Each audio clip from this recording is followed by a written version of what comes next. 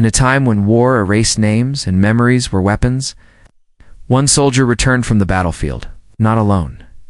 Inside his mind echoed the voice of a woman long dead, an alien warrior from the enemy side.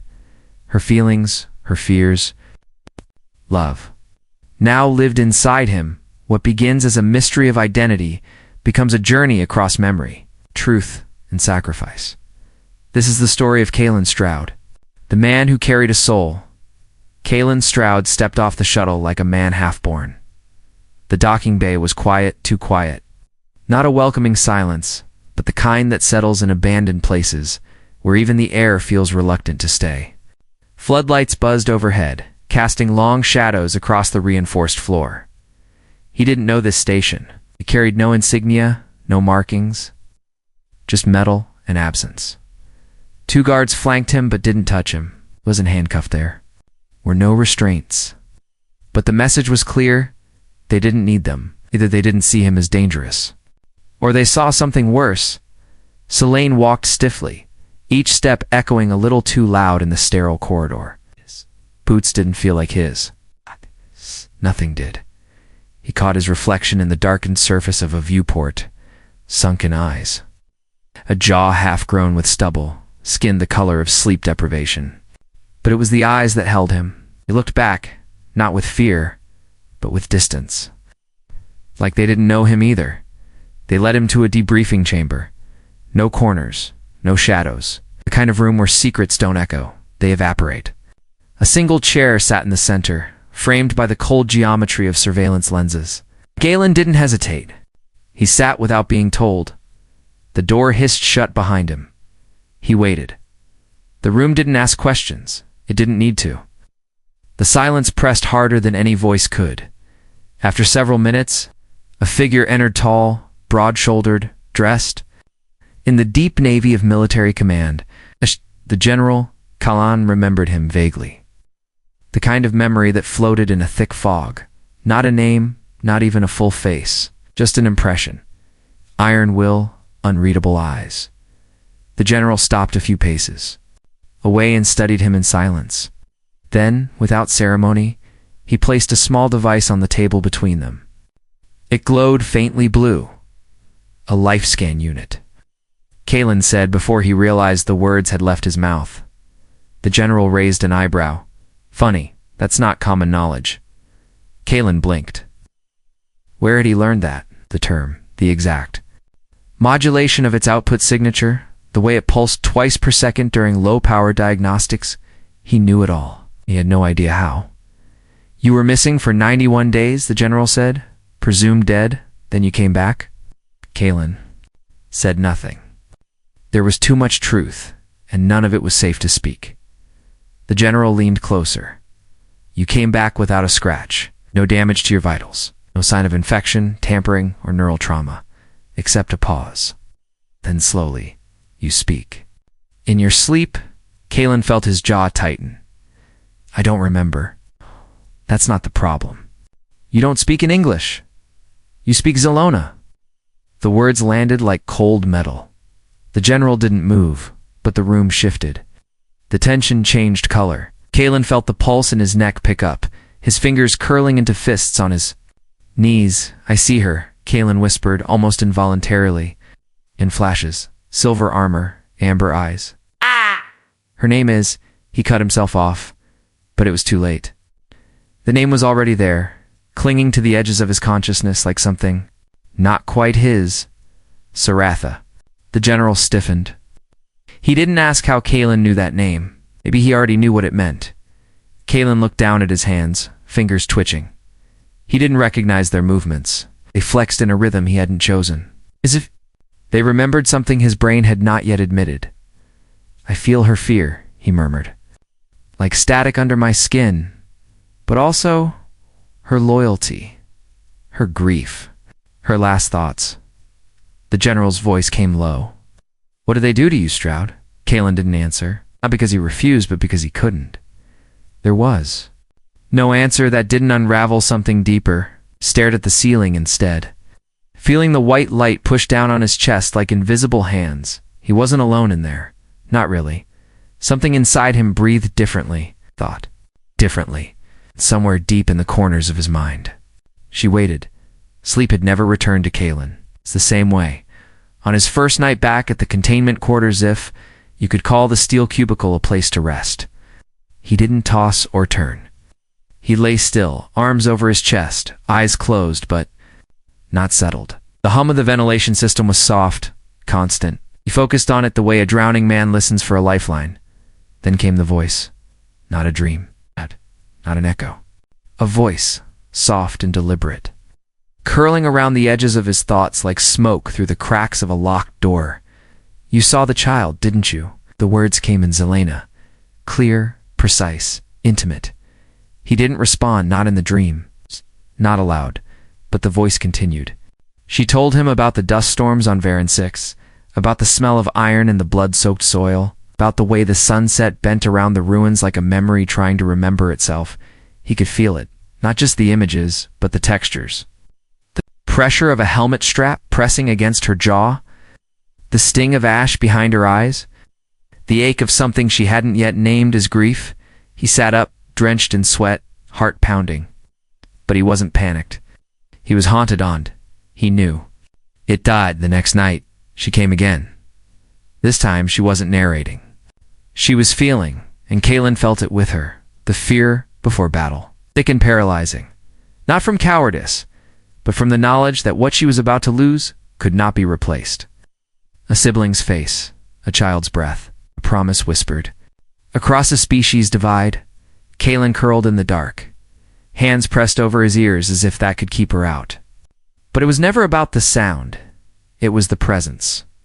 She was in him, not like an infection or a parasite, but like an emotion that had no home. He didn't know her name the first time she spoke, but by the third night, he whispered it before sleep found him. Saratha. The name tasted warm and foreign. He didn't know why it settled in his chest like a remembered lullaby. Each night, he dreamt more vividly, not in fragments, but in full memory. Missions she had led, meadows she returned to after war, just to feel the wind on her skin, a goodbye. She never had the courage to speak, and through it all, he wasn't watching her. He was her. His fingers ached with her old wounds. His breath caught at the same pitch of her cry. His heartbeat had learned her rhythm, somewhere inside him. He no longer knew where Kaelen ended and Saratha began. But the most terrifying part wasn't the loss of boundary. It was how natural it had. He started to feel. The second debrief was not. Like the first, Kaelen entered the interrogation room with his shoulders squared. Not in defiance, but as if bracing for something already inside him. The lights were colder this time, sharper, a psychological edge meant to test his nerves. Across the table sat to officers, one human, one hybrid intelligence embedded into a cortical reader. Neither smiled. The general wasn't present, not yet. The questions came quickly. Where were you held? Who treated your wounds? What do you remember about the enemy's strategy? Kaelen's answers were brief, too brief. Sometimes delayed, sometimes automatic. Then a question dropped with calculated weight. What does the phrase Dreval Thazelen mean to you? Kaelen's eyes twitched. His mouth opened, but the words didn't come from him. They are the mothers of mourning, said softly. Silence fell across the room. Even the hybrid unit paused, processing. He blinked, confused by the sound of his own voice. The cadence, the accent. He'd never spoken Xel'Na aloud before. But those words had come out fluent, fluid, heavy with meaning. The human officer leaned forward, uncertain whether to press or retreat. Who told you that? Kaelen's jaw clenched. He didn't know how to answer. His palms had begun to sweat. His chest tightened. Not in fear, but in shame. Out. And he couldn't tell if it was his or hers. The door hissed open behind him. Heavy boots approached. He didn't need to turn to know who it was. The general took his position at the head of the table. Gaze cool, unreadable. I've reviewed the transcript, he said flatly. You're speaking phrases classified as religious iconography from Xel'Na High Command. Things even our linguists don't understand yet. Kaelen didn't respond. The general's voice lowered, and though it remained steady, there was something beneath it now. Something wary. Stroud. These aren't the kinds of things you just pick up. We ran full scans. No neural implants. No external tampering. You came back clean. But this, he gestured at the terminal displaying the transcript. This is something else. Kaelen looked at the screen. Words glowed in alien glyphs he didn't remember learning, but knew how to read. It's her, he said. The general narrowed his eyes. Who? Kellen's hands curled into fists on the table. Saraith. The officers froze, not because of the name itself, but because of how he said it. With reverence, with grief. Memory that didn't belong to him. She's not just a voice, he added, quieter now. She's inside. I don't know how, but I see her memories. I feel her fears. I know what it meant to her to lose Varenzix. The room felt thinner, air more electric. The general didn't interrupt, but his jaw tightened. Kaelen could feel the weight of suspicion building. You're saying she's in you? I'm saying I don't know where she ends and I begin. No one spoke for a long moment. Then the general stood. We'll need to run deeper scans, he said calmly. But his eyes gave something away, a flicker of alarm or calculation. As the guards approached, Kaelen didn't resist, but as they led him out, he glanced once over his shoulder. No one in that room looked at him the same way anymore. Kaelen sat alone in the recovery ward, though no one had said he was recovering from anything. The room was white. Not sterile, white, tempty white. No sharp edges, no data pads, no reflections. Just him and the slow, rhythmic pulse of lights set to simulate a sunrise. He hadn't seen in months. He stared at his hands. Not for the first time. They didn't feel like tools anymore. Not extensions of muscle and command. They felt like memories, soft ones, careful ones. He flexed his fingers. The movement was smooth, but his thoughts snagged on the sensation that this wasn't his gesture. It belonged to someone else. Someone who used her hands to plant, not to fight, to carry, not to kill. A breeze crossed his thoughts, not in the room, but in his mind, warm, dust-scented wind. He could feel the soil beneath her fingers. Not earth soil. The rich, black-blue ground of Varenzix, mixed with shimmering grains that pulsed faintly under starlight. She had loved that field, returned to it every cycle. Even when the war came close, especially then. Kaelen blinked, and for a moment the walls around him flickered, not physically, mentally. The room blurred, reshaped itself into something wider, more open. He felt the presence of ruins behind him, a crumbled arch, the chirping of native insects that didn't exist on any Terran records, and that song, child's voice humming. Something low and sorrowful. He inhaled sharply. The vision dropped. The white walls returned. His heart was racing. But his hands were calm. It wasn't just memory. It was perspective. He walked to the wall and placed his palm against it. Cool, smooth. But in his mind he was touching, stone-old, carved, sacred. Symbols beneath his fingertips lit up in a pattern. He didn't understand but emotionally recognized. A ritual, a farewell. A vow, he whispered something under his breath. Not in English, not in conscious thought, but it meant, I promise I'll come back. Kaelen backed away. He didn't know what scared him more, that he had spoken her language, or that it had felt like. He meant it. The door opened behind him. Technicians stood silently, tablet in hand. We're ready for your scans. Kaelen nodded but didn't move right away. He looked at his reflection again. This time in the smooth surface of the med glass wall. For a second, he didn't see just himself. He saw a flicker of amber eyes. It's not his color, and they weren't afraid. Kaelen stood in front of the mirror for a long time, not the kind you find in homes.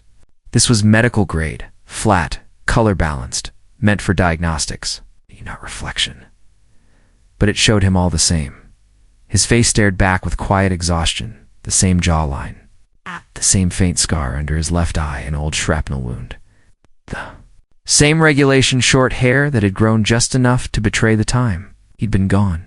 Nothing had changed, except everything. He leaned in. At first it was subtle. The dilation of his pupils in response to the light wasn't right. Too slow. Then the way his head tilted, graceful, deliberate, almost reverent. And then came the look, the one that froze him, a softness in the eyes. Not sorrow, not confusion. Something deeper, recognition, but not of himself, of someone else. The memory surfaced, though it was more sensation than thought. The feeling of looking into a mirror not made of glass, but of polished obsidian. The reflection had worn armor with flowing lines, eyes full of unspoken decisions. Shasareth had looked into her own face once, wondering if she'd lived well enough to be remembered.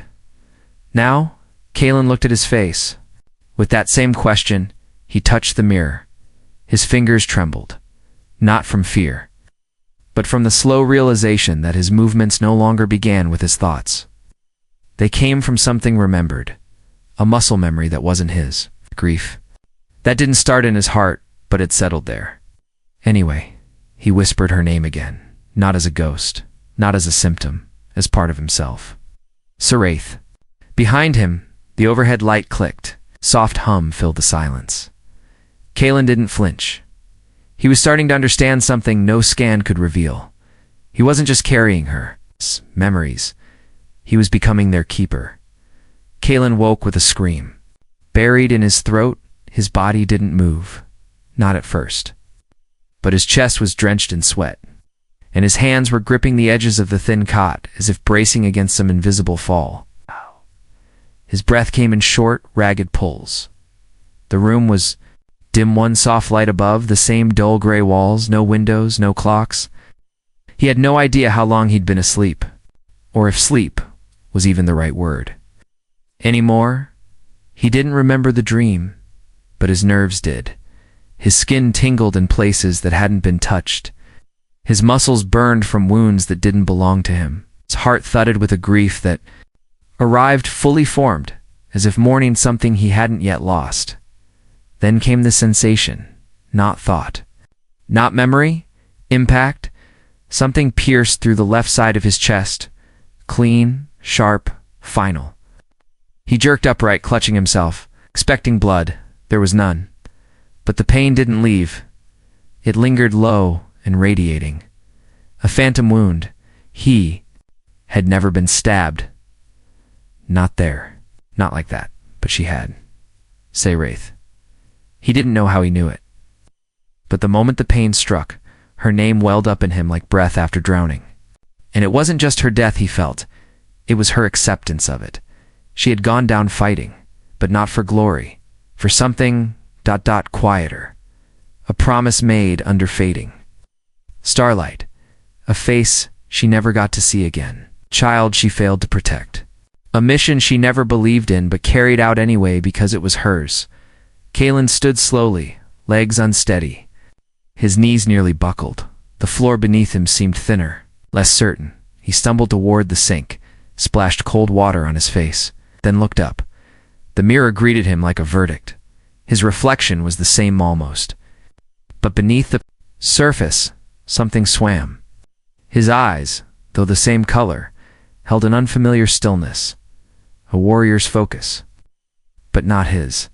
He pressed both palms to the metal edge of the sink and bowed his head. "Why am I feeling this?" he whispered. There was no answer, but deep in the quiet, a memory flickered, not his own. Saraith, lying in the dust of Varanzix, breath shallow, the blue light of an alien moon fading above her. Her last sensation hadn't been pain. It had been peace. She had let go, not with fear, but with clarity. And somehow, peace had traveled through memory, through biology, through whatever strange design had fused their minds together. Kaelen wiped his face and sat back on the cot, his heart still pacing unevenly. He didn't believe in ghosts, but this wasn't haunting. This was inheritance. He was not just seeing her past, he was living it, not in dreams, in his skin, and something deep within him whispered, not in fear. But in all, this is only the beginning. Kaelen didn't close his eyes to sleep that night. He was afraid of what he might wake up inside of, but it didn't matter. The memories came anyway, not like a vision or a dream, but like a soft current rising from somewhere deeper than thought. At first it was a scent. Warm stone, crushed leaves. A mineral sweetness he couldn't name, but that brought something close to longing. Then came a sound, childish laughter. Two distinct tones, twins, not human. Saratha had siblings. He saw them as if through her own eyes, smaller, curious, always running ahead. One with a scar under his eye from climbing a brittle pillar he wasn't supposed to. The other with quiet hands and a habit of collecting stones. Shaped like teardrops, they played beneath a canopy of glowing trees, whose leaves folded inward at dusk, creating a dome of reflected starlight. It wasn't a memory meant for war. It wasn't strategy. It was joy. Untouched. And it tore at Kaelen in ways the battlefield never had.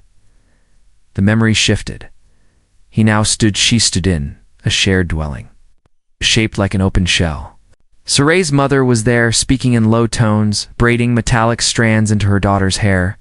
Not decoration, tradition. Sprayed sealed a view of growth, of courage, of loyalty. Kaelen could feel the tension in Saratha's chest, the ache of something unsaid. She was leaving. Not for a campaign, for something deeper. A mission she hadn't dared to speak of aloud. One that diverged from orders, from loyalty to her species. One that, if named, would mark her as a traitor. But her mother knew, and still. She braided the last strand in silence. That silence was the loudest thing Kaelen had ever heard. He sat on the edge of his cot, elbows on knees, forehead in hands. Why was he seeing this? Why show him love, home, family? Because that was what had been risked. Saratha hadn't fought because she hated humans. She'd fought because the war was devouring everything she cherished. She had walked into her last battle not to kill, but to remember. And now, Kaelen was remembering for her. A knock came at the door. He didn't answer right away. Stroud, a voice called. Medical scan in 5. Kaelen stood slowly, pressing a hand to his chest. The ache was back, not sharp, but deep. Like a root growing where it didn't belong. He looked around the empty room. For a moment, wished he could speak to her. Not to ask why, but to say. He understood. The scan room was colder than Kaelen remembered. Not in temperature, but in tone. Everything was matte nose surfaces that could reflect nothing that gave back your image. Just sensors, grids, light arrays, and the ever-present hum of quiet machines doing things no one bothered to explain. He sat down without being told. The technician, young, silent, deliberately distant, trapped a biosensor pad to his wrist, then placed a low-frequency neural crown over his temples. Kaelen barely flinched. They'd done worse. The machine clicked to life. A faint pulse echoed in his ears. Then a vibration down his spine. Then something shifted. It wasn't pain. Not exactly. More like memory turning in on itself. The technician looked up sharply from his monitor. Kaelen noticed it immediately. A flicker of alarm. Of something not going to plan. What is it? Kaelen asked. The man didn't answer. He tapped his comlink. Instead, moments later, a uniformed officer stepped into the room. Military Command Intelligence Branch. No rank insignia, no smile. He said nothing. He simply approached the panel beside Kaelen's chair, inserted a coded key, and opened a sealed module embedded into the wall. From it, he removed a small black device, no larger than a coin shaped. Like a teardrop, smooth as glass. It pulsed once, faintly, as if sensing air for the first time in years. Kaelen's breath caught. He had seen it. Before in a memory that didn't belong to him. It's not Terran tech, the officer said calmly. We found it embedded in your lower ribcage. Didn't appear in standard scans. Biosynced, probably activated by proximity to certain brainwave thresholds. He placed the device on the table in front of Kaelen and tapped the top. It lit up and then it spoke. Not through speakers, but into the room itself. As if the air had learned how to carry a voice, it was Saratha's. Her voice. Unmistakably hers. Low, precise, laced with steel and sorrow. "If you're hearing this," she began, "then I'm dead." What? And he's alive.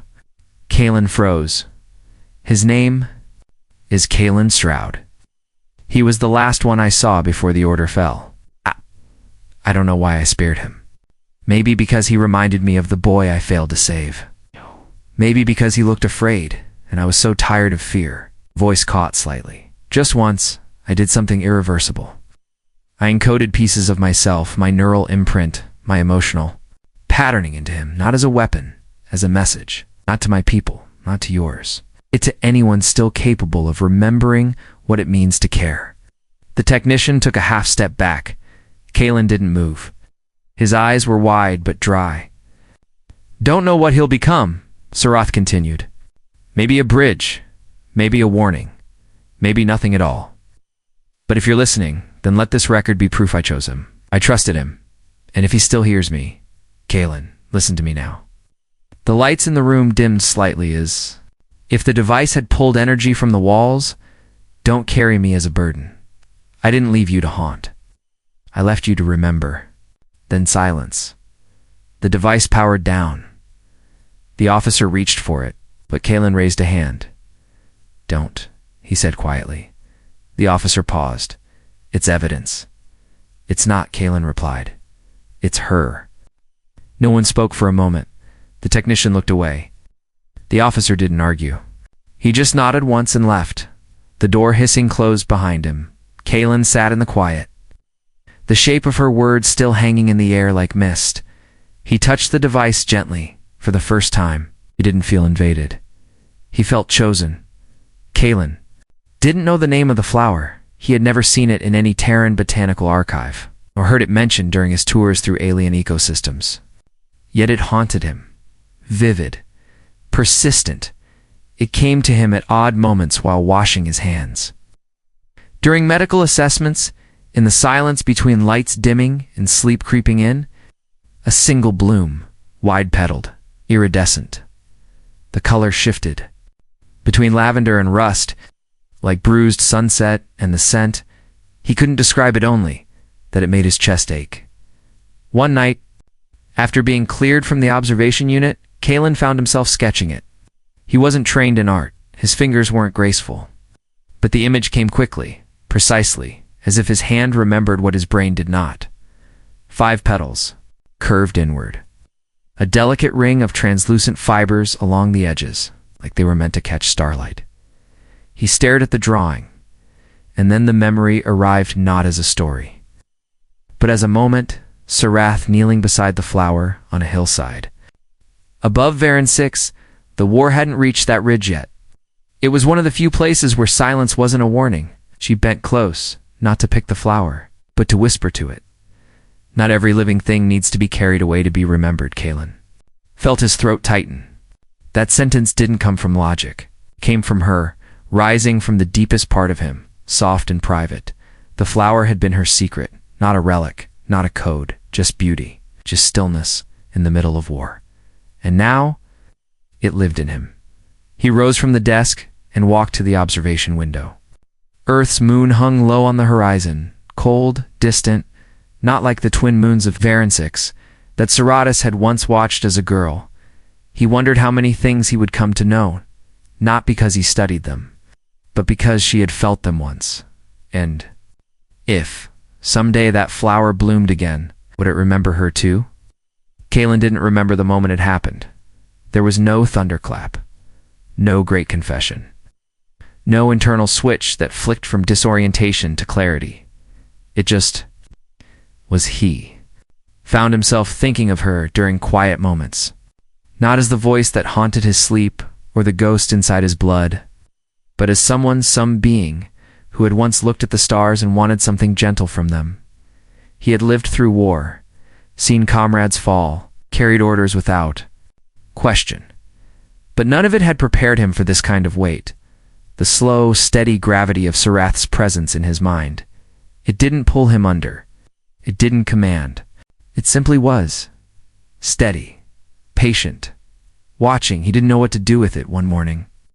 During a mandated psychiatric session, The AI counselor asked him to describe the voice he kept referring to in reports. He opened his mouth, then stopped, because it wasn't just her voice. It was her memories of laughter, her unease with violence, the way her breath caught at the sight of a certain star formation she'd once used to guide her siblings home. He couldn't summarize that in a sentence, not without reducing her to data, so he said nothing. That night, he returned to the drawing of the flower and added another detail. Her hand, just the suggestion of it, resting beside the bloom. Long fingers, half-gloved, not reaching to pluck, just resting near. Like reverence, Kaelen leaned back and studied the page. Then he whispered to no one, "I wish I'd known you." And he meant it. Not as a soldier, not as a carrier of something alien, but as a man who had spent many years feeling nothing beyond duty. He walked to the mirror again. This time, not to look for differences, but to see what remained. His face, his shape, his eyes, but also the way he stood. Shoulders less rigid, chin slightly tilted, a softness around the mouth that hadn't been there before. He was changing, not because she was taking over, because she had shown him something else, that somewhere, even in war, someone had dared to love quietly, to fight not with rage, but with memory. Kaelen exhaled, long and low. He didn't know if what he felt for her was love, not in the human sense, not in the romantic scripts he'd read or lived through, but it was real. It had depth, and it hurt. Just enough to remind him he was still capable of feeling. Maybe that was love enough. It started with a whisper, not real sound, not even memory in the way most humans would define it. Just a weight in Kaelen's thoughts, subtle at first, like mist curling behind a closed door. But then it pressed forward, shaped itself, unfolded into words. Soraya's voice, quieter than before, more distant, intentional. It was never about weapons. Kaelen sat alone in the monitoring chamber, eyes closed, heart steady. The voice didn't interrupt. It revealed. He saw pieces scattered like shards in the dark. Not full memories, just impressions. Conversations between Xel'Na strategists. Meetings held in shadowed caverns, beneath mountains riddled with networked roots that pulsed with psychic heat. Soraya had been present not as a leader, but as a listener. They spoke not of numbers or tactics, spoke of fracture points. Humanity is emotionally volatile, one of them had said, but deeply tethered. Break that tether through loss, through confusion. Through love, then their cohesion dies with it. Kaelen's breath caught. This wasn't a military, K-squat campaign. It was emotional sabotage. Say Wraith had volunteered for something. They called the whispered plan a silent initiative within the Xel'Na hierarchy. No invasions, no mass destruction, just memory, grafted into the minds of selected human prisoners. Not to inform, to destabilize? He clenched his fists. Was that what he was? Not a survivor. A weapon disguised as a soul. But the memories kept unfolding, and something in them pushed back against the narrative.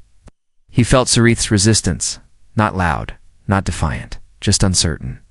She had agreed, but she had questions.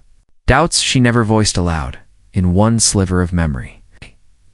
He saw her gazing out over Varenzyx. Her hands rested on a data tablet, the whispered plan's final protocol glowing faintly. Her eyes, though, weren't fixed on the words. They were watching. 2 children, human children, orphans from a ruined outpost, laughing, climbing broken walls. Their joy unbroken by loss. That had been the moment, the seed of doubt, the beginning of her fracture. Kaelen opened his eyes. The room was quiet, but something inside him had changed. He didn't feel like a soldier anymore. He didn't even feel like a man waking up with another's thoughts in his head. He felt like a message, question left unanswered. Had Saratha known what she was doing? Or had she meant to sabotage the sabotage? Had she chosen him because he was vulnerable? Or because she believed he wouldn't break? Kaelen stood slowly. His body moved with a calm he didn't recognize. The plan was whispered. Yes, but it was no longer hidden. And now he was the only one who knew both sides of it. They stopped calling him Cal. Not out loud. Official reports still used his name, still listed his rank, still cataloged him as a Terran citizen. But behind the one-way glass, in whispered briefings and hushed corridors, he heard what they really called him: the Ghost Bridge, sympathy seed, ambassador made of ghosts. He didn't correct them. What would be the point? Sat for hours in isolated rooms, under gentle lighting and slow-moving drones. The questions were no longer direct. They were layered, subtle, spoken like traps disguised as empathy. How did it feel when you realized she had chosen you? Would you say her presence influences your political judgment? Do you still dream in English? He answered. With what he could, the truth. When it was safe, silence when it wasn't. But inside, he felt something twisting, tension not born from lies, but from being observed like a phenomenon rather than a man. They didn't want him. They wanted her, and she was fading. Not gone, not erased, but dimmer, like light through thick fog. The memories still flared, brief, aching, vivid, but they no longer guided him. They lingered, as if waiting for something. And that's when he realized he was no longer her vessel. He had become her echo. The military command had ordered psychological profiles. They brought in empaths, linguists, even exotheologians. Some wanted to test his dreams. Others wanted to pull the residual energy from his blood and clone it. Kaelen gave them none of it. He didn't refuse with violence. He didn't fight or argue. He just stood still. A man wearing a soul that wasn't his. A body shaped by war. But carrying something far more dangerous than weapons, memory with feeling, and that terrified them more than anything else. In one closed-door session, a cultural analyst asked him, if you had to choose between saving a Terran city or preserving the Xel'Na archive, which would you, Kaelen? Didn't let her finish. He stood, calmly looked her in the eye. I'm not a question on your test. She never spoke to him again. Word spread. They stopped trying to convert him into an informant, or an experiment, or a symbol. They didn't know what he was anymore, and neither did he. All Kaelen knew was that when he walked the corridors of the secure compound, people stepped aside, not because he was dangerous, but because he was unreadable. A man who had held the dying breath of an enemy, who now breathed with part of her soul, who dreamed of alien fields and woke up crying without knowing why. He was alone, not abandoned. Isolated by design. Even the general, once sharp and certain, looked at him now with quiet restraint, as if unsure whether to salute him or quarantine him. Kaelen didn't blame him. He wasn't sure which he'd deserve. Either the general didn't request a meeting, he summoned one. Kaelen was led into a chamber he'd never seen before, larger than the debriefing rooms, colder than the medical suites. The ceiling arched with dark steel ribs, like the inside of some sleeping warship. Nothing in the room had a curve, just lines. Walls that boxed the silence in. The general stood alone at the far end, hands behind his back, eyes fixed on a static field screen that showed nothing but drifting sensor patterns. He didn't turn when Kaelen entered. You know why you're here? He said, voice low. Kaelen said nothing. The general turned, then slow, deliberate. He looked older than Kaelen remembered, not weaker, just tired, like a man who had carried too many secrets and was beginning to feel their weight in the bones. You've become a liability, he said. Not because you defected, you haven't. Not because you lied, you haven't done that either, because no one knows what side you belong to anymore? Kaelen shifted his weight slightly, not defensively, just to remind himself he still had a body. Still had control over something.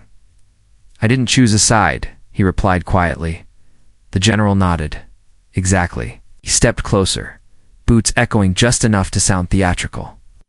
He stopped a few paces from Kaelen and studied him not like a soldier, but like a man trying to read a book in a language he didn't fully trust. There are two options.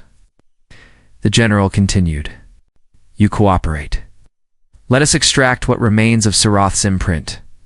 We build protocols, defenses, maybe even understanding. You become part of something structured. Kaelen's jaw tightened. And if I refuse? The general's voice didn't change. Then you're to be confined, not punished. Neutralized, contained, until your presence no longer disrupts the balance.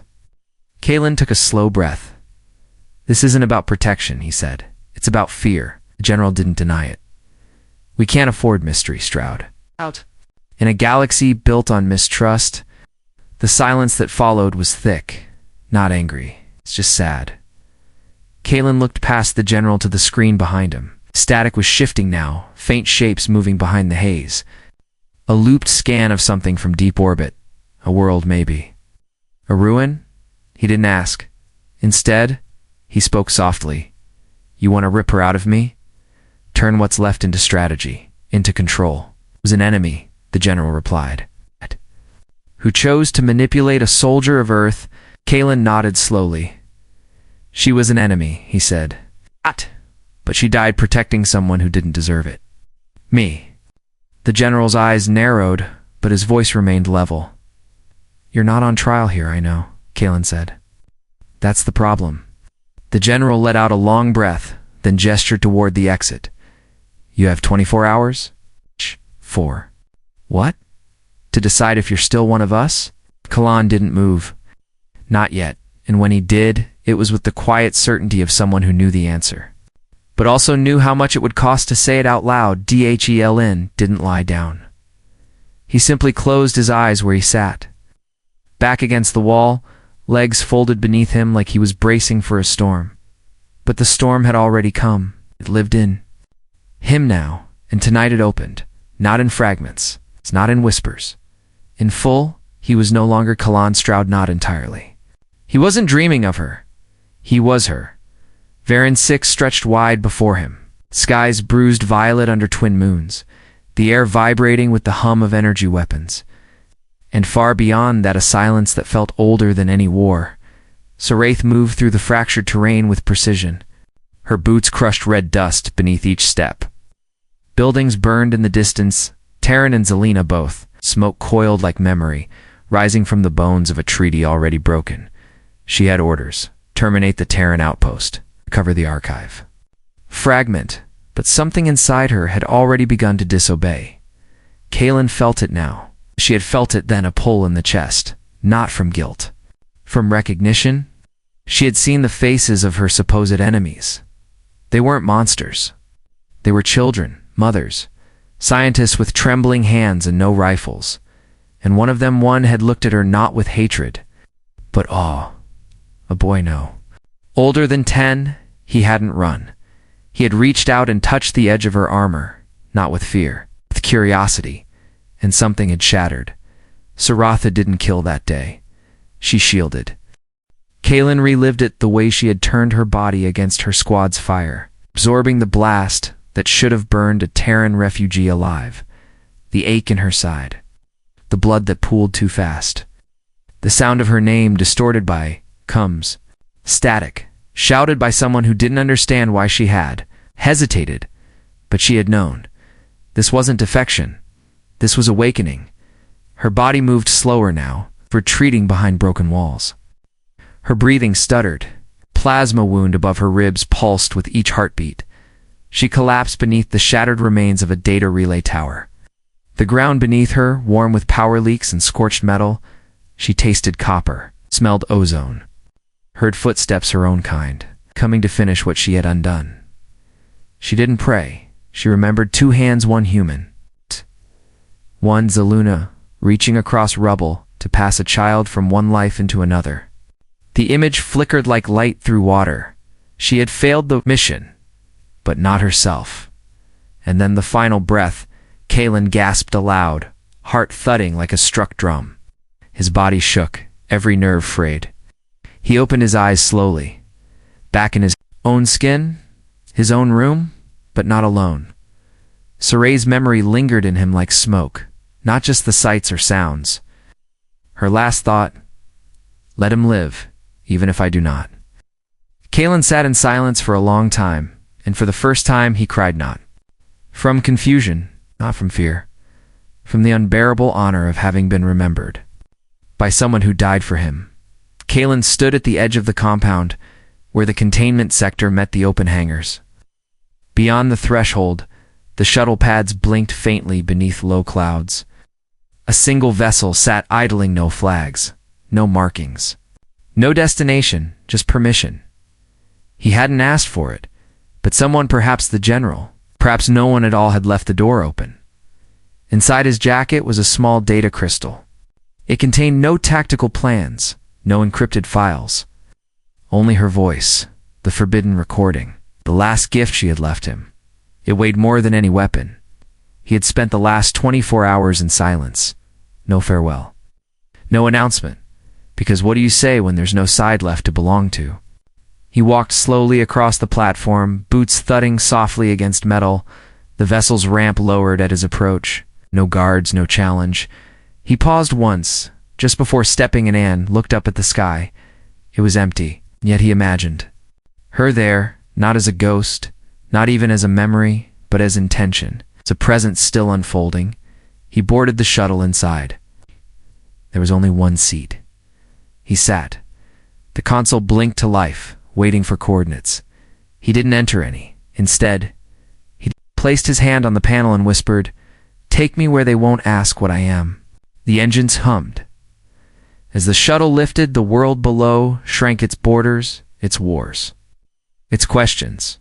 Kaelen didn't belong to Terrans. He didn't belong to Xel'Na. He belonged to no flag, no program, no cause. He belonged to her choice, too. The moment she had died, so he could live. That was enough for now. The shuttle touched down with a whimper of hydraulics and a low exhale of dust. Varen 6 greeted Kaelen with silence, not the peaceful kind, but the brittle, post-battle kind. The kind that clings to ruins and remembers every scream. He stepped off slowly, boots sinking into the fine ash that coated the landing zone. Ground here didn't crunch, it settled, as if reluctant to disturb what had already been broken. The sky was the color of smoke-stained glass. One of Varen's twin moons had fractured decades ago. He could still see the ring of debris tracing. A jagged orbit overhead. The other hung low and pale, casting a soft glow over the scorched landscape. No birds, no wind. Only the static hum of old power grids buried beneath the ground, occasionally flickering to life, like neurons firing in a dying brain. Kaelen walked. Every step forward was familiar in a way that made his skin crawl. Not because he had been here, but because Saraeth had. Her memories pulsed faintly at the edges of his awareness. Guiding his feet without command, buildings lay broken along the ridge, metal structures warped from plasma blasts. Support columns snapped like bone. Dried streaks of impact soot still painted the walls. Bullet holes. Energy scoring. Scorched shadows where someone had once stood. He passed a collapsed communications tower, bent inward, not from artillery, but from something slower, something like grief. We stopped, staring at a faint smear of pigment on the walls. Xel'Na. Script faded, barely legible. He didn't need to read it. He knew what it said. I stayed because you stayed. Kaelen's throat tightened. He moved on. The heart of the town was worse. Craters where barracks once stood. Rusted vehicles half swallowed by sand. A child's toy, a spinning disc meant to project holograms, sat half buried near a shelter hatch. He knelt down, brushed away the dust, and the disc flickered briefly. To life. A recording. Laughter. High-pitched. Young Xel'Na. Dialect with an accent, hybrid exposure to Terran language. A girl saying something about catching light in jars. The recording died. He stayed crouched for a long time. When he stood, he noticed it. A trail of small footprints winding around the far edge of the rubble. Not human. Not military issue. Lighter, softer, recent. Kaelen followed them. The path led past a half-toppled sculpture, abstract curves. Interlocking arcs of obsidian metal. A war memorial, he realized. But one built before the war ended. As he passed it, something in him shivered. This place wasn't abandoned. It had simply decided to forget how to speak. Varen 6 wasn't dead. It was waiting. Kaelen approached the far edge of the ruin. where a narrow tunnel opened between two collapsed hab stacks. Faint light bled through a warm, flickering tone, firelight, that meant someone was still here. He paused at the threshold. The last time Saraeth had walked this ground, she had bled into it. Now he stood where she had fallen. But he wasn't here. For closure, he was here because something unfinished had started. Breathing again, and it had chosen this place to speak. The tunnel was narrow and low, carved through collapsed alloy and scorched polymer. Kaelen ducked beneath twisted beams, his breath slow, measured. The warmth from the flickering light ahead pulsed against his skin like a heartbeat, faint, but alive, and then he heard it. A whisper, not in his head, not Saraeth. A voice, soft, lilting, speaking in the old tongue of Xel'Na. He rounded the last bend and found her. She sat by a makeshift fire in the hollow of a broken habitation dome. Small frame, limbs folded under a threadbare wrap of fabric stitched from repurposed cloth. Her eyes, large and pale violet, reflected the flames as she traced circles into the dust. She didn't look up. Kaelen stayed at the edge of the light. "You shouldn't be here," he said, voice low. "I am," she replied, in perfect Terran standard that stopped him cold. Her accent wasn't from mimicry. It was learned, studied, perfected, and behind those violet eyes was not fear, but calm recognition. "You're one of them," he said. The girl finally looked up. "No," she said softly. "I'm one of hers." Fire cracked. Kaelen stepped closer. Her features were unmistakably elongated ears, softened by age. Bioluminescent markings faintly glowing near her temples. She couldn't have been older than 8, for kind measured time like humans, and yet something in her gaze felt ancient. "You knew Saraeth," he said. She nodded. "She was my mentor. She taught me to see colors in war, to name things that wanted no name. She told me stories about the stars no one else dared remember." Kaelen felt something twist in his chest. "You survived the war?" "No," she said simply. "The war never noticed me. It only noticed her, and what she carried." Long silence followed. The wind outside whistled through the cracks of the broken dome. Kaelen sat down across from her, his joints aching, not from age, from carrying too much that didn't belong to him. "Why are you still here?" The girl poked the fire with a shard of metal, because this is the last place she was whole.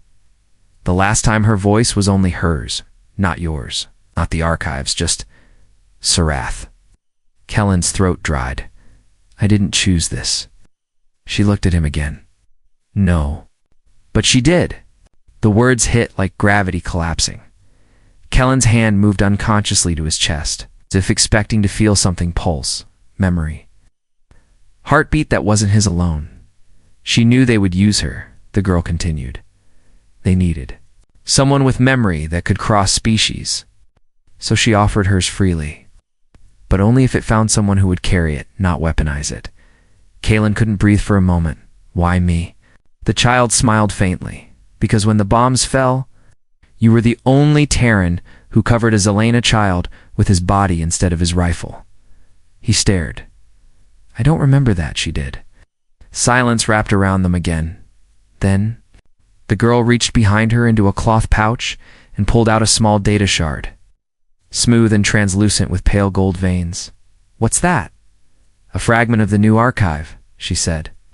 "The one built not from victory, but from what was shared." She held it out. Kaelen didn't take it. "I'm not ready. You already carry more than this," she said. "But when you're ready to remember as her, not just of her, this will help." He nodded slowly, eyes burning as he stood to leave. She looked up once more. "She called you the man who would carry a soul, not a soldier. Not a spy, just that." Kaelen turned toward the tunnel, heart thudding slow and steady. For the first time since the war, didn't feel alone. Kaelen crouched by the stream that trickled through what was once the western edge of Varan 6. The water shimmered with faint traces of bioluminescence residue, from decades of Xel'Na tech decomposing into the soil. His hands trembled, not from exhaustion, from something deeper, something cellular. Earlier in the silence of the dome, he had pricked his finger with the sharp edge of the archive shard. It was just curiosity at first, some subconscious urge to test whether the story the child told had any biological truth. He hadn't expected the response. The droplet of blood hadn't simply sat on his skin. It had pulse-throbbed with a faint glow, not unlike the glow that once danced across Sarith's hands in memory. And for the briefest moment, he felt her. A single memory. A meadow beneath two suns. Her laughing, the sensation, wasn't imagined. It was molecular now. Staring at the same finger under the veil of that strange alien twilight, he saw his blood swirl faintly, like it resisted stillness, like it held motion that wasn't his. What did they do to me? His voice cracked into the wind, but there was no one to answer. He unzipped the side pocket of his field pack and removed a small, diagnostic Wanda med tool from the old war days. It hummed to life with a flicker of green dot. He pressed it to his wrist. The screen blinked. Scan complete. Then, non-native markers detected in endocrine and neural mapping. Genetic deviation, 18.2% anomaly. Classification, unknown hybrid signal. Sentient imprint present. Kaelen's breath froze. Sentient imprint. Not memory, not code, but presence, encoded in his blood. He'd heard of such things only in whispers. Early Terran experiments with memory transcription, crude attempts to bottle trauma into data. But the Xel'Na had gone further. Saratha had gone further. They hadn't just stored memories in him. They had written herself into the very threads of his being. He dropped the wand. It clattered onto the stones. His mind recoiled, then surged forward, racing with 1,000 impressions. A mother's face. Taste. He'd never known. The sting of betrayal from someone named Talinor. He didn't know the name, but she did. And now, so did he. He doubled over, gripping the earth. The realization wasn't horror, not entirely. It was intimacy at a depth no human had ever endured. He was no longer just Kaelen Stroud, but not fully. Saratha either. He was becoming something in between. A bridge. Maybe, or a fault line. He sat in silence for what felt like hours, listening to the rhythm of the wind. It moved like breath through broken halls, like her breath, caught in the final moments of life, and whispered into him across the threshold of death. He whispered back, "I didn't ask for this." The wind answered with silence. He lifted the diagnostic wand again, not to scan, but to record. His voice came out soft, uncertain. "This is Kaelen Stroud, former soldier of the 3rd Terran Advance, classified K-17 under military command. I have undergone unauthorized biological transformation.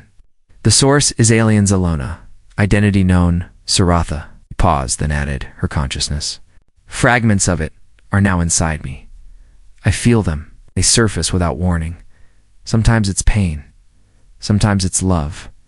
Sometimes it's not mine at all." He lowered the wand. That was enough. His fingers brushed over the skin of his forearm, tracing the veins beneath. Could memory have vessels? Could emotion be carried in plasma? What else of her slept beneath his skin, waiting, noise behind him? He spun around, but it was only the wind rattling a collapsed sign that once read, Varan Municipal Biohub. The name was faded now, like everything else here. Everything, except him. He stood. This was no longer a war zone. This was an altar, and his body, unwillingly or not, had become the offering. Kaelen had grown used to silence, not the silence of windless nights or dead cities. This was different. A silence that pressed from within, like a fog inside his skull, muting every thought that didn't belong to him, or rather didn't start with him. Ever since Varan 6, the edges of himself had blurred. Dreams bled into waking. Memories surfaced without warning, expressed her presence, lingered like warmth in the aftermath of fire. But until now, she hadn't spoken. Not really. Then came the cave. It wasn't marked, just a hollow crevice. At the edge of a cliffside, where the land dipped toward the forgotten southern ridge. The entrance was narrow, shaped by time and erosion, but Kaelen felt drawn to it not by reason, but by instinct. By her, inside, the air changed. Thicker, still. The stone walls held a strange resonance, as if they remembered sound long after it faded. He moved slowly, fingers brushing over etchings he didn't recognize, yet somehow understood. Symbols of the Xel'Na. Not military. Personal. He stepped deeper. Then he heard her, not a whisper, not a memory. Her voice spoken aloud. Kaelen.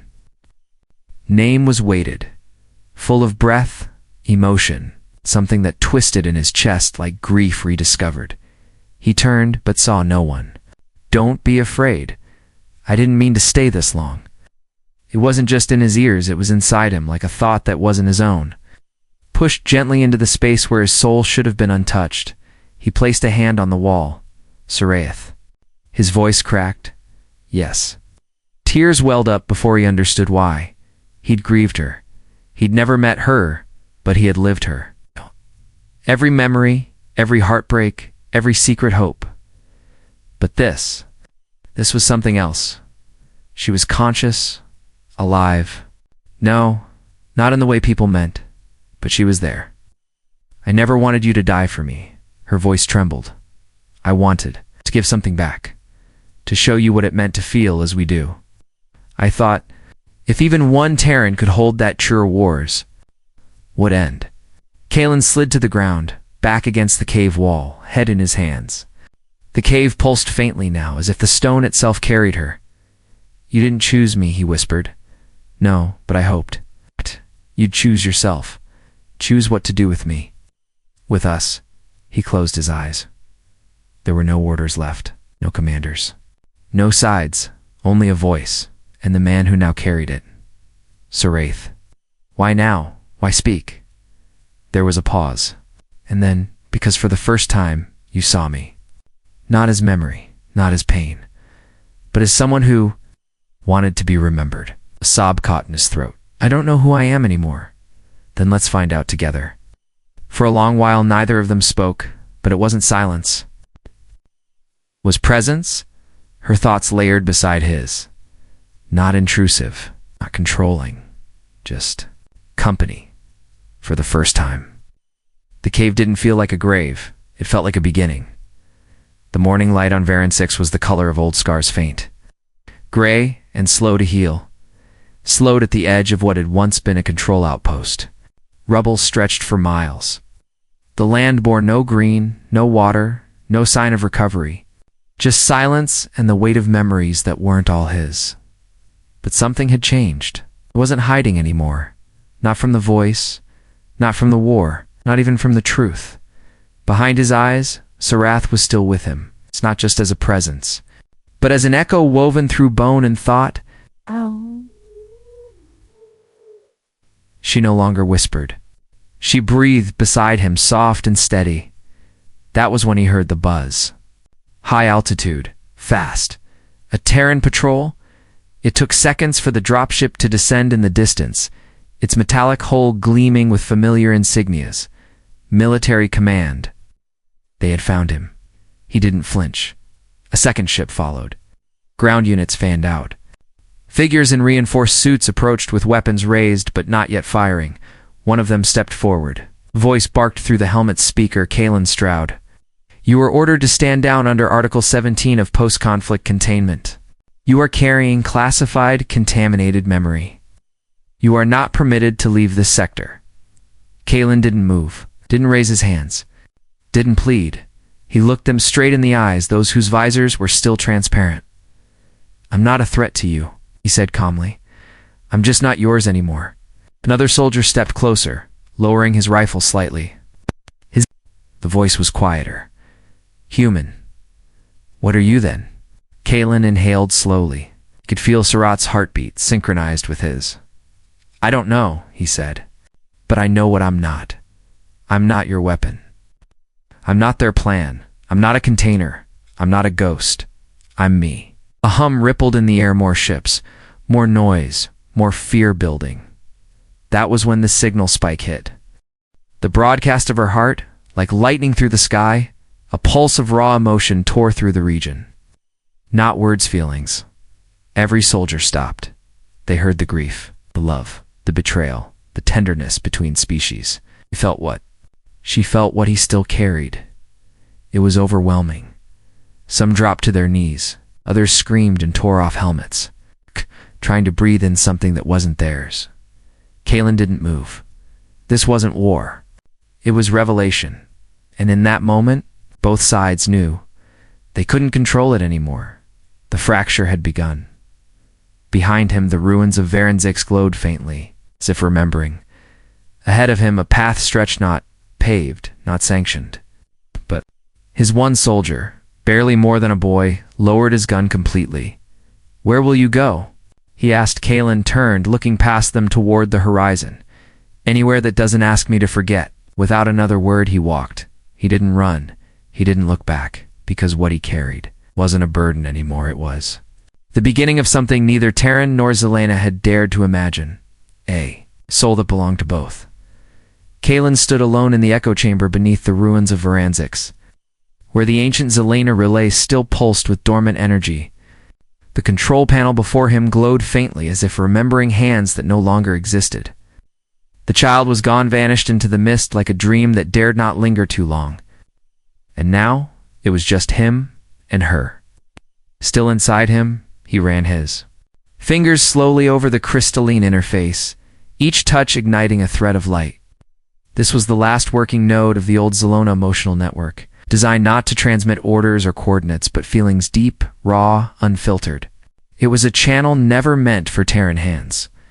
Yet here he was, encoded in blood, part of both species, part of neither. The memory had returned in full clarity the night before. Sarathar's last conversation, not with a superior officer or comrade, but with herself. A confession of guilt, of love, of sacrifice. She had known she would die here, and yet she stayed. For the Terrans. For him. For something more than flags and commands. He'd spent so long trying to decide whose war this was. Now he understood it wasn't hers either. It was a machine chewing through history, fueled by silence and rewritten truths. That silence would end today. Kaelen took a deep breath. The room's temperature dropped slightly, as though the air itself was bracing. He closed his eyes and pressed both palms to the relay. Instantly, pain spiked through his spine. Not physically emotional. Old. Hers. A flash. Her hands bloodied, cradling the body of a fallen Terran child. Screamed not in words, but in soul. Another flash. Her being branded a traitor, not for speaking, but for feeling. He let the relay take it, all of it. Not just her memories, but his guilt, his doubts, his longing for something real between all the lies. The system recognized the emotional fingerprint. And then, without ceremony, the broadcast of her heart began. Across the Terran frontier, on warships, in command bunkers, in civilian colonies long hardened by grief, screens flickered. So did Xel'Na temples, data cores, and private neural chambers. No one had expected it. No one was prepared. They didn't hear her words first. They felt them. Despair when she realized peace had failed. Wonder when she saw Earth from orbit and whispered, "It breathes." Regret when she aimed her weapon at Kaelen the first time and missed on purpose. And love, not a romantic flame, but something fuller, older, longing to belong. Some cried before they understood why. Others fell silent mid-command. Across a dozen systems, generals lowered their voices. Mothers dropped tools. A Xel'Na elder clutched his chest and murmured, "It is real." And Kaelen stood trembling, letting it flow. Every second was an eternity. The broadcast wasn't just data. It was her, what she couldn't say in life. Now passed through a man she never touched outside of memory. He didn't know how long. It lasted. Time had no weight inside the relay. When he finally opened his eyes, the chamber was still. The interface dimmed. Somewhere far above, a Terran beacon stopped blinking. A Xel'Na interceptor drifted off course and powered down weapons. Kaelen, fell to his knees. He had not spoken. He had not threatened. He had not fought, and yet across the stars, something ancient shifted. A silence was broken, not with a scream, but with a memory. Her memory, and now it belonged to all of them. The stars didn't change color. There was no thunderclap, no formal declaration, but across the border lines of Tyrone and Xel'Na space, something undeniable happened. The weapons fell silent. Kaelen didn't know it at first. He was still at Varensik's, his knees in the ash, his hands trembling from what he had just done. The sky above him shimmered faintly, not with violence, but with stillness far above. Orbital warships ceased fire mid-barrage. Commanders on both sides froze as wave after wave of conflicting orders collapsed into silence. The signals were jammed, but not by interference, by emotion. Something the protocols had never been designed to process. In the Terran fleet, General Avers halted her speech mid-sentence. Her staff watched her eyes glaze, then moisten. "Shh. Play it again," she whispered. And again, Saraith's feelings bled through the circuits. The child's death in her arms. The choice to betray orders for a life she barely knew. The grief. That had no political allegiance. On the Xel'Na dreadnought, Valerison. An elder tactician collapsed into his seat, his claws pressing to his temples. The crew stood still, reverent, as the feelings overwhelmed them. Confusion, pain, and something ancient their culture never taught them to name. The word was grief, not the logical mourning of data lost, not the ceremonial farewell of function. Retired. This was different, cracked open their understanding of pain. It humbled them. It's not because it came from a Terran, but because it came through one who had once been theirs. Saraith, their sister, their traitor, their ghost, and now perhaps their voice. On Varensik's, Kaelen wandered back into the shell of an old cum tower. The screens showed no tactical maps, no enemy positions, just images. Terrans weeping quietly in corridors, Xel'Na officers removing armor and standing in stillness.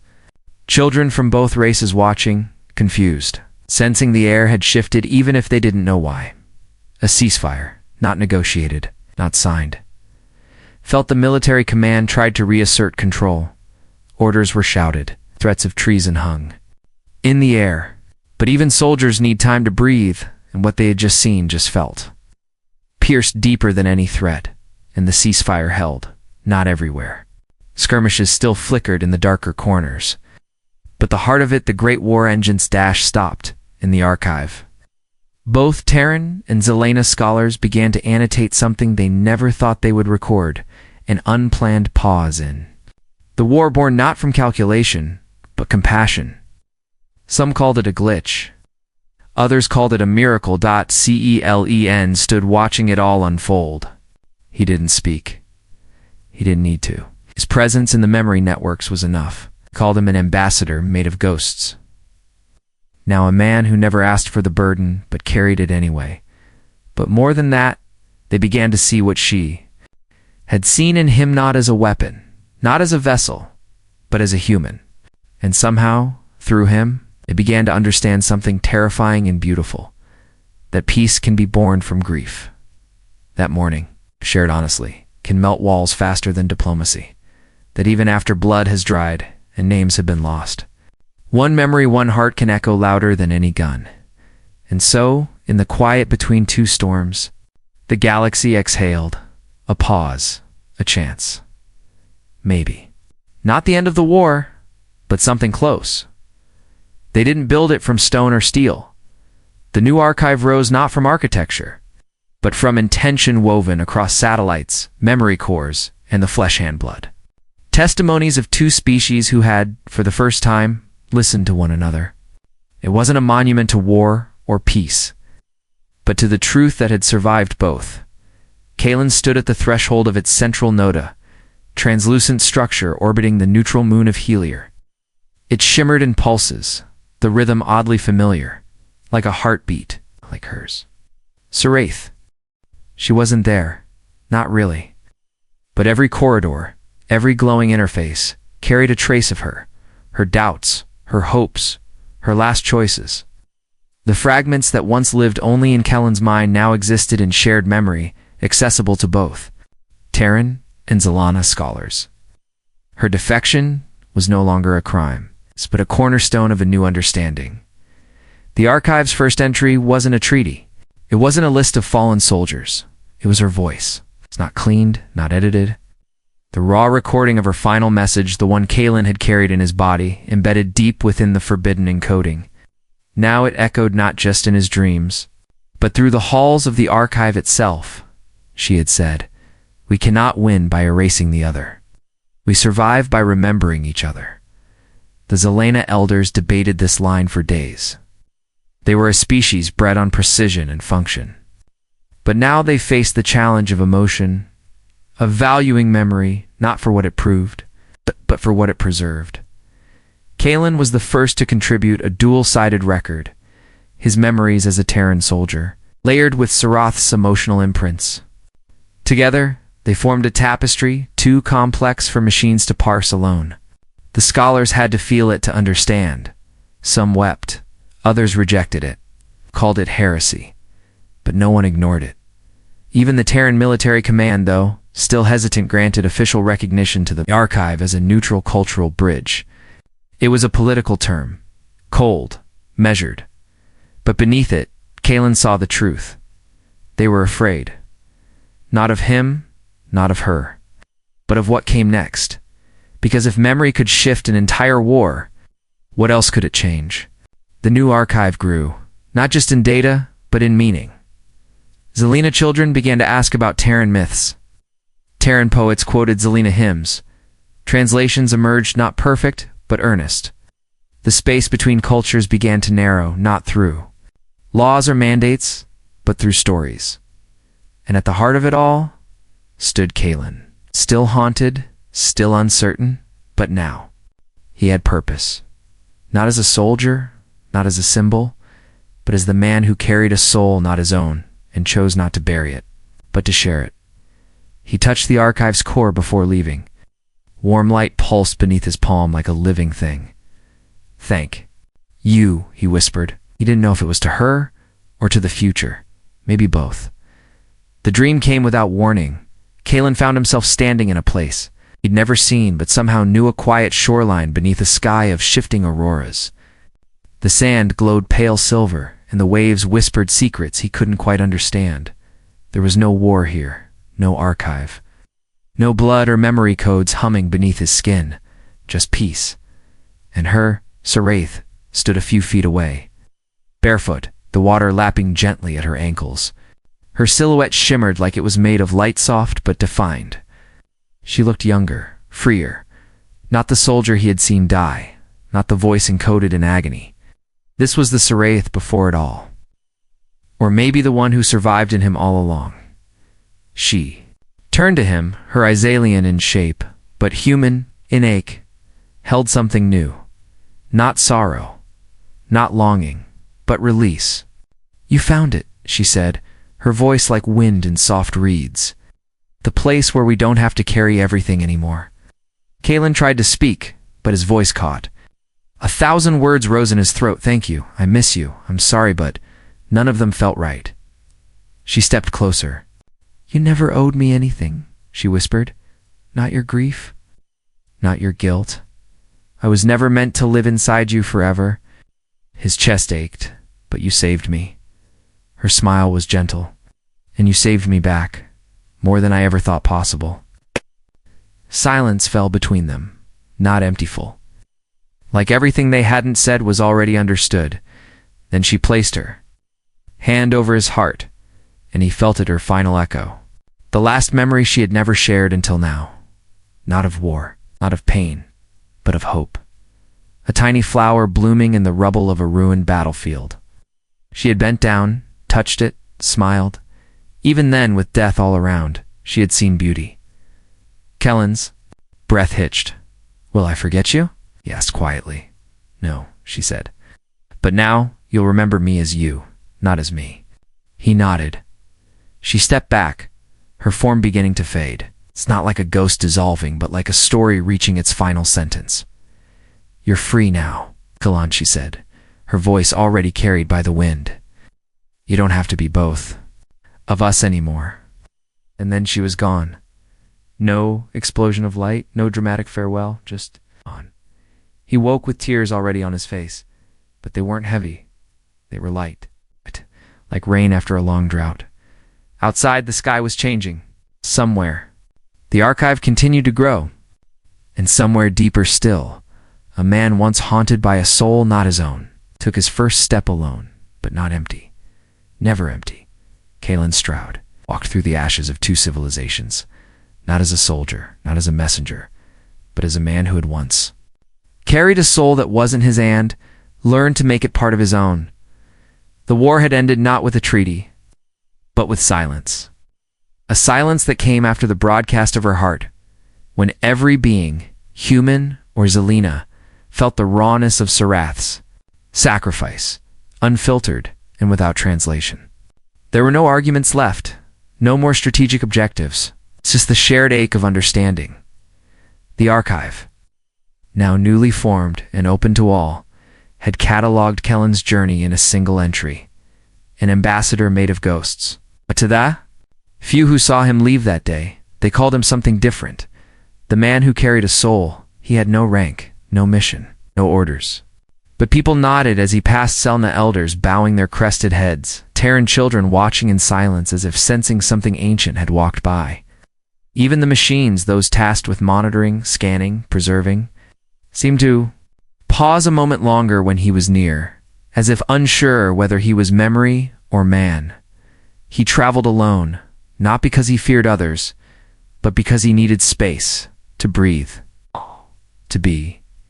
His steps led him to Varinsix one last time. The ruins were still there, but the ghosts were quieter now. The wind didn't howl.